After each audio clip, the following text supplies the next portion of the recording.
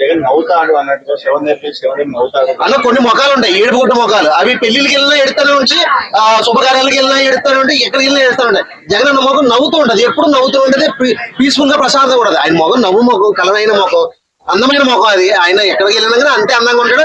అది శుభకార్యాలకు వెళ్ళినప్పుడు ముఖం అదిలో పెట్టుకుని, లేదంటే ఇలాంటి కార్యక్రమం అదిలాగా ఉంటుంది. ఆయన ఎప్పుడు కూడా నవ్వుతున్నాడు, నలుగురు నవ్వించాలనుకుంటాడు. ఇప్పుడు చనిపోయిన దగ్గరికి వెళ్ళి పక్కన కూర్చొని ఆడడం కాదు కదా పద్ధతి. అరే అమ్మ జరిగిందేదో జరిగింది, అయిపోయింది అయిపోయింది, మేమున్నాం అని ధైర్యం ఇవ్వాలి. అది కావాలి కానీ వెళ్ళి అలా అని చెప్పి గుడ్డేసుకుని ఎత్తిపోయి కూర్చొని ఆడమంటారు ఏంది.